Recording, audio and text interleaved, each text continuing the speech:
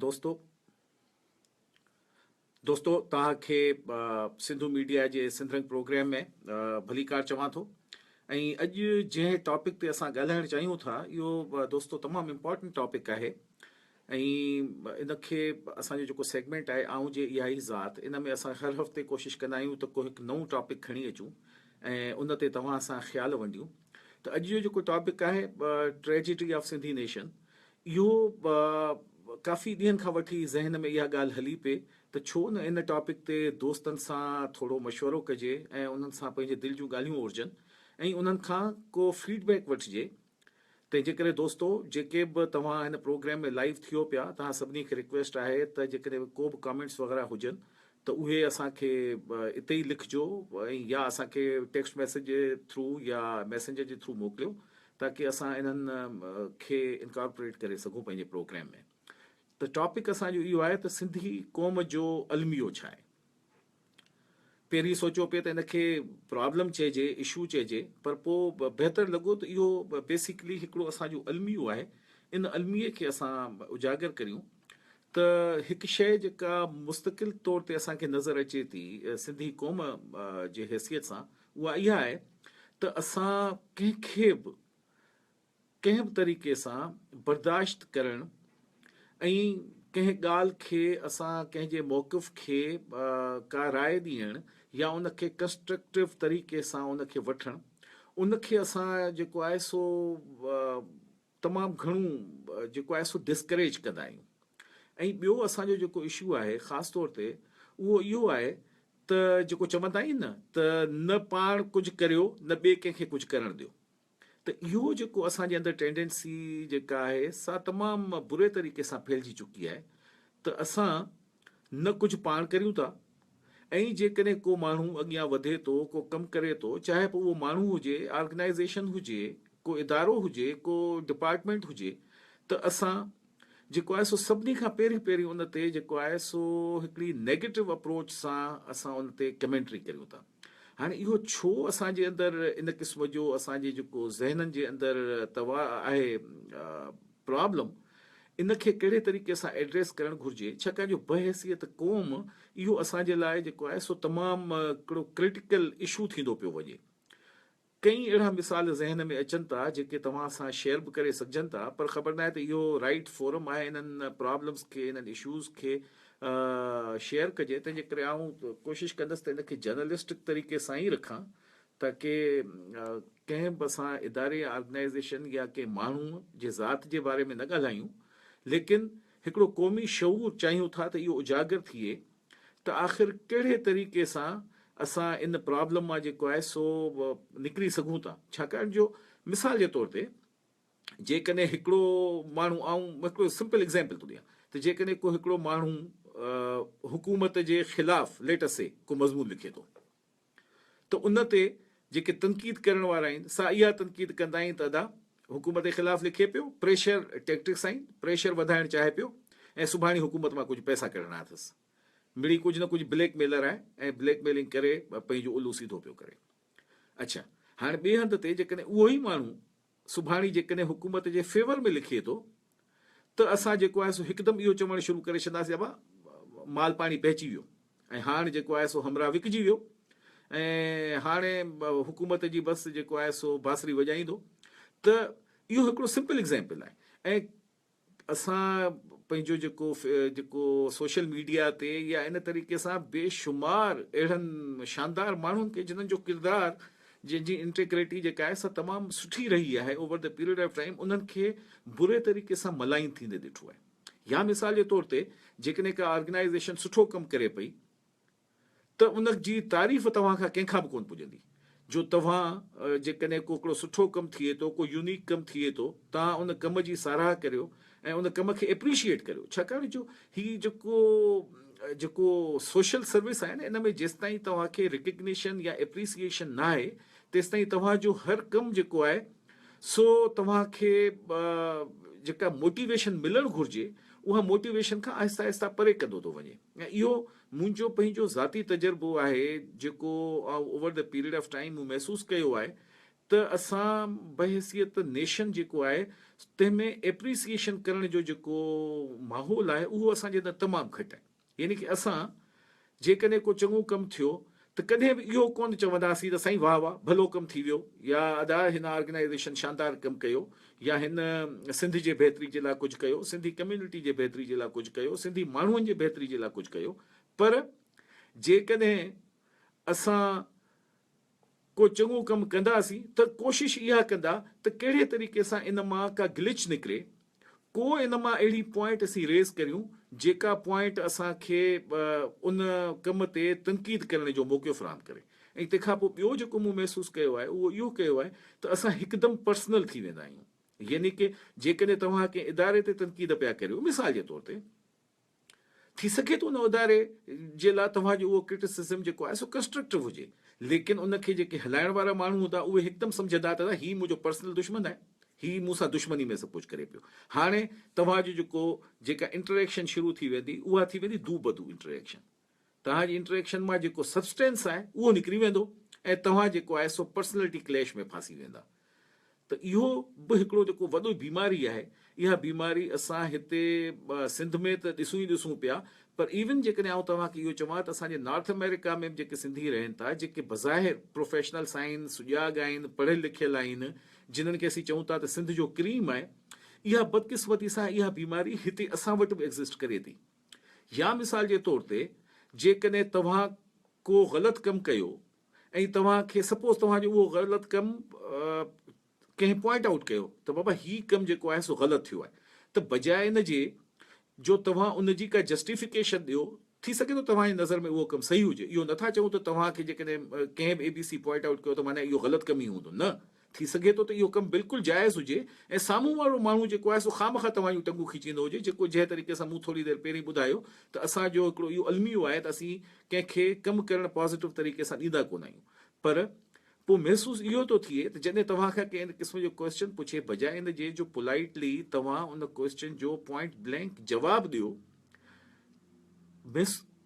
घणे हद ताईं सो इहो थींदो आहे त हिकदमि जेको आहे सो उन ते काउंटर क्वेश्चन थी वेंदो आहे ऐं उन माण्हूअ जी इंटेग्रिटी, उनजी जेका क्रेडिबिलिटी आहे तंहिं ते क्वेश्चन थी वेंदो आहे त तो छा कयो आहे, तूं ॿुधाए त तो फलाणे टाइम में कीअं कयो, तो हीअं छा कयो। त इहो तव्हांजे जेको बेसिक क्वेश्चन आहे न उनजो जवाबु ख़तमु थी वियो ऐं हाणे तव्हां पर्सनैलिटी क्लैश में फासी विया। त इहो जेको हिकिड़ो असांजो हिकिड़ो क़ौमी जेको असांजो अलमियो आहे, इन अलमीअ जो मूं ॾाढी कोशिशि कई आहे त आऊं थोरो इन ते एनालिसिस करियां ऐं ॾिसां त आख़िर इहो असांजे रवैयनि में इन क़िस्म जी सोच छो आहे। ऐं मूं काफ़ी सारनि लेखकनि, अदीबनि ऐं जेके माण्हू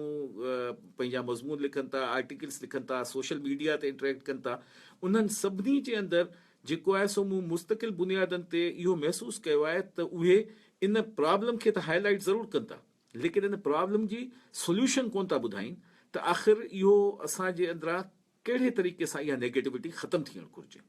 ऐं आउं चाहियां थो त यानी कि ही जेको असां ऑन एयर करियूं पिया हिन पल प्रोग्राम, इन प्रोग्राम जे तवसुत सां तव्हां सभिनी दोस्तनि खां इहो सुवालु पुछां त तव्हांजी नज़र में इन प्रॉब्लम जो जेको आहे सो रीज़न छा आहे? अदम बर्दाश्त आहे, या जेको आहे सो हिकिड़ी इंफीरियरिटी या सुपीरियरिटी कॉम्प्लेक्स आहे? छाकाणि इहो कॉम्प्लेक्स जी बि निशानी आहे त जेकॾहिं तव्हां ॾिठो त को हिकिड़ो माण्हू सुठो कमु करे पियो ऐं तव्हां पंहिंजो पाण खे चङो मुड़ुसु सम्झो था त तव्हां चवंदा त यार आऊं अहिड़ो चङो मुड़ुसु लॻो पियो आहे, फलाणे माण्हू जी अहिड़ी कहिड़ी हिमत थी आहे, कल्ह त हीअं हो, अॼु जेको आहे सो हीउ हेॾा वॾा कम करे पियो या पंहिंजी ख़ामख़ा जी रिकग्निशन पियो कराराए या इन जी हा हू पई थिए, त हाणे हिन जे लाइ को अहिड़ी मलाइनिंग कैंपेन हलायो जो हिन माण्हूअ जी इंटेग्रिटी जेका आहे दागदार थी वञे। इन क़िस्म जूं बि इलाही सारा वाक़िया आहिनि जिन्हनि खे कोट बि करे सघिजे थो, पर अगेन एज़ आई सेड कि असां इन्हनि प्रॉब्लम्स खे जेको आहे सो इंडिविजुअलाइज़ कोन कंदासीं ऐं कोन खणी ईंदासीं। पर तव्हां खां आउं ज़रूरु इहो रायो वठंदुसि त तव्हांजे नज़र में इन ॻाल्हि जी आख़िर सबबु कहिड़ो आहे ऐं छा असांखे करणु घुरिजे। मूं जॾहिं इन ॻाल्हि जे हवाले सां थोरी सोच कई त हिकिड़ी शइ मूंखे जेका ज़हन में आई, आई डोंट नो कि उहा केतिरी हद ताईं वैलिड आहे या उन जे पोयां तहक़ीक़ लॉजिक जेका आहे सा उहा ई आहे जेका मुंहिंजे ज़हन में अचे थी। उहा इहा आहे त सिंध स्पेशली जॾहिं खां वठी पाकिस्तान ठहियो आहे ऐं सिंध जेको आहे सो पाकिस्तान सां गॾु रही आहे, हाणे असां जूं 3-4 जनरेशन्स इन पाकिस्तान ठहिण वारे दौर खां पोइ सिंध में जेको सिंध खे असां हमेशह ॾिठो आहे त या पढ़ियो आहे किताबनि में त हिकु आज़ादु रियासत हुई, आज़ादु मुल्क हो, उनजी पंहिंजो ज़िंदगी जो हिकिड़ो तरीक़ेकार हो ऐं असांजी हीअ तहज़ीब आहे, असांजो ही, पर असांजो अॼु छा आहे उहो असां जेको आहे सो विसारे छॾियूं था ऐं असां पंहिंजे माज़ीअ में एतिरी हद ताईं खोइजी विया आहियूं जो असांजूं जेके बि नस्लूं पैदा थियनि थियूं उन्हनि जे अंदरि हिकिड़ी या त का अहसास कमतरी पैदाइशी तौर ते मौजूदु आहे ऐं या असांखां जेके वॾा आहिनि ऐं जिन्हनि खे असीं ॿुधूं था, जिन्हनि खे ॾिसी असां वॾा थिया आहियूं, उन्हनि जा नज़रिया, उन्हनि जा फ़लसफ़ा, उन्हनि जूं सोचूं, छाकाणि जो हमेशह तव्हां जेकॾहिं ॾिठो हूंदो त असांजी सिंध जेको आहे सो कॾहिं तव्हां उनखे चवंदा त अदा हीअ जेको फलाणो क़ौम परस्त सियासतदान आहे तंहिं सिंध सां तबाही कई आहे, कॾहिं तव्हां चवंदा त हिन एस्टेब्लिशमेंट सिंध जी बर्बादी कई आहे, कॾहिं चवंदा त हीअ फेडरल पार्टी जेका आहे तंहिं असांजी बर्बादी कई आहे, कॾहिं चवंदा त हीअ जेको सोशल सिस्टम आहे उहो असां सिंध जे माण्हुनि खे फैसिलिटेट कोन थो करे। मक़सदु इहो आहे त असां हर वक़्तु कंहिं न कंहिं हिकु अहिड़ी जस्टिफिकेशन में मौजूदु हूंदा आहियूं ऐं उनजी ॻोल्हा में हूंदा आहियूं जंहिंमें असां इहो साबित करे सघूं त सिंध सां ज़ुल्म बि थिए पियो ऐं सिंध जा माण्हू जेको आहे सो हिकु कमतर ऐं नंढी ज़िंदगी गुज़ारण ते मजबूर आहिनि। हालांकि जेकॾहिं असां पंहिंजे इन्हनि अहसास ऐं महिरूमियुनि खे पंहिंजी ताक़त में कन्वर्ट करियूं त यकीनन असां वटि एॾो वॾो टैलेंट मौजूदु आहे, असां वटि एतिरा बहितरीन दिमाग़ मौजूदु आहिनि जो असां सॼी दुनिया खे पंहिंजो गर्विदो बनाए सघूं था। लेकिन असांजी जेका इहा नज़रियाती कशमकश आहे, अॼु ॾींहं ताईं घणा माण्हू आहिनि से इन अनसर्टेनिटी में रहंदा आहिनि त आया ही क़ौम परस्त आहे या क़ौम परस्त न आहे, ऐं जेकॾहिं क़ौम परस्त आहे त क़ौम परस्ती जी डेफिनेशन छा आहे, आया क़ौम परस्ती तव्हां सिंध जे हक़नि जे हवाले सां करियो था हिन मौजूदा सिस्टम में रही, या तव्हांजी क़ौम परस्ती आहे या तव्हांजी क़ौम परस्ती के आज़ादु सिंध जे तरफ़ वञे थी। अञा ताईं असां इन स्ट्रगल जे विच में कंफ्यूज़ असांजी हिकिड़ी क़ौम आहे ऐं असांजो नौजवान तबिको ख़ुसूसी तौर ते आहे त आख़िर असांजे अंदरि जेको स्पिरिट आहे as a community, as a nation, उहो स्पिरिट असांजो राइट डायरेक्शन में वञे पियो या न, ऐं असां सिंध जे बहितरी जे लाइ कमु करियूं था या असां बेसिकली जेके बि हरकतूं करियूं था या जेके कमु करियूं था उहे अल्टीमेटली सिंध जे लाइ डिस्ट्रक्टिव साबित थियनि था। त असांखे इन्हनि ॻाल्हियुनि ते जेको आहे सो यकीनन दोस्तो सोच वीचार करणी पवंदी। ऐं आउं ॾिसां पियो त काफ़ी सारनि दोस्तनि जा कॉमेंट्स बि अचनि पिया। तव्हां सभिनी दोस्तनि जी तमामु वॾी महिरबानी। Sain Max Memon, welcome to the programme. Sain Tahir Ali, Zulfikar वाहूचो साहब, साईं ज़ुल्फ़कार वाहूचो लिखो त असां मुसलसल धोखा खाधा आहिनि, इन करे असां मनफ़ी सोचो शिकार थी विया आहियूं। एक्ज़ैक्टली मूं इहा ई ॻाल्हि कई त असां जेको आहे सो इन कशमकश में सॼी उमिरि असांजी गुज़री वई आहे त असां हर शइ खे जेको आहे न सो हिकिड़े डिफरेंट नेगेटिव पहलू खां ॾिसूं था। यानी कि जेकॾहिं को पॉज़िटिव कमु बि थिए थो त असांजे अंदरि पहिरीं जेका आहे असां सोच ईंदी आहे त यार हिन में ज़रूरु का न का गड़बड़ हूंदी। यानी कि असांजी स्टार्ट ई इतां थींदी आहे। जॾहिं तव्हां स्टार्ट इन हद तां वठंदा त पोइ तव्हांखे पंहिंजे माइंड सेट खे पॉज़िटिव करण जे लाइ सो ॾाढो तव्हांजे लाइ तकलीफ़ थींदी। मिसाल जे तौर ते आउं तव्हांखे हिकिड़ो ॿियो एग्ज़ाम्पल ॾियां, अगेन वेरी जेनेरिक। जेकॾहिं किथे कोई डेवलपमेंट जो कमु थिए थो मिसाल सूबे जे अंदरि, त असांजी जेका पहिरीं सोच ईंदी उहा इहा ईंदी त हीउ कमु जेको आहे सो त हीउ 5 लख जो कराईंदा, इन ते 10 लख जेको आहे न सो फलाणे माण्हू ज़रूरु पैसा विच में खाधा हूंदा, तंहिंजे करे हीउ कमु कराइनि पिया। हाणे ख़बर न आहे उहो सिंसियरिटी सां कमु थिए पियो या कोन थो थिए, पर असांजी सोच जेको आहे सो हिकदमि उन दायरे ते हली वेंदी। साईं सतार मंगड़ियार साहिबु, तव्हांजी वॾी महिरबानी। ऐं अदा अब्दुरहमान साहिबु, तव्हांजी बि वॾी महिरबानी। साईं जेठानंद राई साहिबु, साईं नमस्ते। साईं जेठानंद राई असांजो कैडेट कॉलेज पिटारो में उस्तादु रहियो आहे, तमामु मान वारो उस्तादु। जेका थोरी घणी अॼु इंग्लिश असीं ॻाल्हायूं था उन में साईं जूं तमामु वॾियूं काविशूं आहिनि। साईं वेलकम। साईं मैक्स मेमण चवे थो त असीं टंगूं छिकींदासीं। साईं बिल्कुलु इहो ई त असांजो अलमियो आहे त असां न पाण कमु कंदासीं न ॿिए खे करणु ॾींदासीं। कई हज़ारे अहिड़ा मिसाल मुंहिंजे साम्हूं पिया आहिनि जेके इवन उन्हनि मां कुझु मिसालनि खे असां पंहिंजे ज़ाती ज़िंदगी में भुगतियो बि आहे। त यानी कि तव्हां को चङो कमु करियो त तव्हांजी चङाई ख़लास, उनखे केरु एप्रिशिएट कोन कंदो। उते सभिनी खे जहिड़ो कुझु चवंदा आहिनि न नांग ॾंगे वञे, ओड़े तरीक़े सां नांग जे ॾंगे जो शिकार थी वेंदासीं। पर जेकॾहिं असां कंहिं बि तरीक़े सां कंहिं कम जे लाइ उन मां कोशिशि कंदासीं त को न को अहिड़ो बहानो कढी वठूं जंहिंमें चवंदा हीअ अहिड़ी कहिड़ी वॾी ॻाल्हि आहे, इहो त पियो थींदी आहे। साईं मैक्स मेमण वरी ॿियो कमेंट ॾिनो आहे त गुलामाना सोच जी इहा अकासी आहे, इन जो इहो आहे हल त सुठो कमु कजे बसि हलंदो वञे। साईं बिल्कुलु, ऐं चवण जो मक़सदु इहो आहे त हिन सेशन में असां इहो थोरो डिटरमिन करण जी ज़रूरु कोशिशि करियूं पिया त आख़िर छा कजे, नेठ छा कजे, जेको हिकिड़ो टैलेस्टाई जे किताब जो उनवान आहे त नेठ छा कजे। त असां बहैसियत क़ौम चाहियूं था त इन क़िस्म जो पॉज़िटिव मैसेज या इन क़िस्म जी जेका सोच आहे सो एटलीस्ट माण्हुनि जे दिमाग़नि में इम्प्लांट करियूं त अदा हर कमु ग़लति कोन थींदो आहे, हर माण्हू ग़लति कोन हूंदो आहे। इलाही सारियूं ऑर्गेनाइज़ेशन्स, इलाही सारा माण्हू, चाहे उहे सहाफ़ी हुजनि, अदीब हुजनि, पंहिंजो राइटर्स हुजनि, कॉलमिस्ट्स हुजनि, या सोशल सर्विसिस जे फील्ड जे अंदरि हुजनि, बेतहाशा माण्हू अहिड़ा आहिनि जेके सिंध जा हद ॾोखी बि आहिनि, सिंध जे लाइ कुझु करण बि चाहिनि था। तव्हां महिरबानी करे उन्हनि खे स्पेस ॾियो। ऐं ख़ासि तौर ते मुंहिंजी इहा सभिनी दोस्तनि खे रिक्वेस्ट हूंदी जेके बि हिनखे ॿुधनि पिया या जेके हिन प्रोग्राम खे बाद में ॿुधंदा, छाकाणि हुन रिकॉर्डिंग अवेलेबल हूंदी, त महिरबानी करे तव्हां पंहिंजे अंदरि पॉज़िटिव एप्रिसिएशन जो जेको आहे सो जज़्बो पैदा करियो। तव्हां माण्हुनि खे हिमथायो, बजाए इन जे जो उन जूं टंगूं छिके उन्हनि खे तव्हां जेको डिस्करेज करियो ऐं जेके कम हू बहितर करणु चाहे थो उन्हनि खां उन्हनि खे पोयां हटायो। तव्हां उन्हनि खे रिकग्नाइज़ करियो। रिकग्निशन जो मतिलबु इहो बिल्कुलु कोन हूंदो आहे त तव्हां खां जेको आहे सो केरु पैसा थो घुरे, को मॉनिटरी बेनिफिट थो घुरे, या को तव्हांजी वॾी जे भलीकार थिए त साईं तव्हां जॾहिं ट्रेन मां लहो त 1000 माण्हुनि जो या 5000 माण्हुनि जो टोलो तव्हांजे साम्हूं बीठो हुजे। पर जेकॾहिं तव्हां हिकिड़ो लफ़्ज़ शाबास बि अगरि कंहिंखे चओ था न, त आउं उनजी ॾाढी वैल्यू सम्झंदो आहियां त यार एटलीस्ट देर आर पीपल जेके तव्हांजे उन कम खे एटलीस्ट रिकग्नाइज़ त कनि था न।